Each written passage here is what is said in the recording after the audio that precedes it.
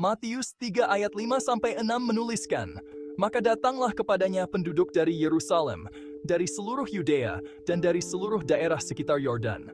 Lalu sambil mengaku dosanya, mereka dibaptis oleh Yohanes di sungai Yordan." Mengakui dosa di hadapan Tuhan. Mudahkah?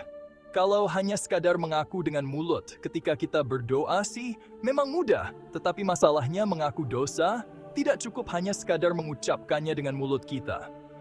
Mengaku dosa di hadapan Tuhan mesti lahir dari ketulusan dan kerendahan hati. Mengaku dosa mesti lahir karena sadar dan menyesal terhadap apa yang sudah dilakukan.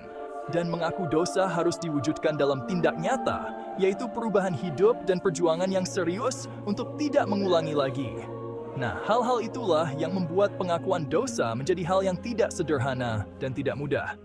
Mengaku dosa yang benar membutuhkan pertolongan Roh Kudus untuk menyadarkan kita dari semua dosa yang telah kita lakukan, memampukan kita berubah, dan mengingatkan apabila kita mulai menyimpang lagi.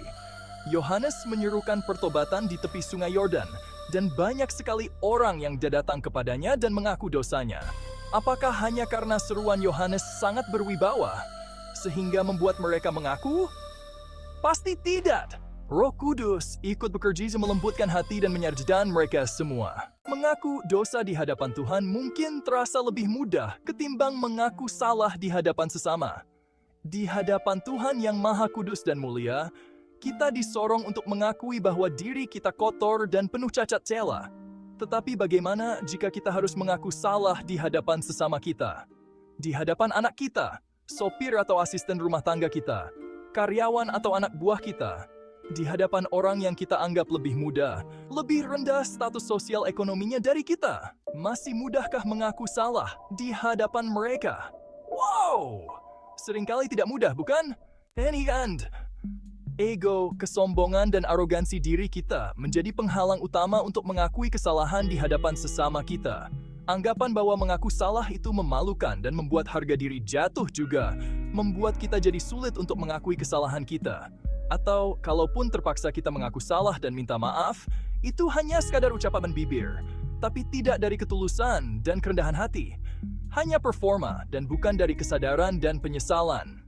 Padahal, bukankah mengaku salah jika memang salah, justru akan menunjukkan integritas diri kita, memelihara keutuhan relasi, memberi teladan yang baik, dan melegakan hati kita.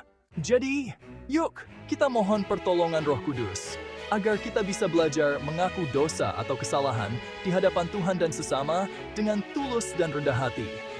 Selamat pagi dan selamat memaknai hidup hari ini bersama dengan tuntunan dan hikmat-Nya. Tuhan Yesus memberkati kita semua.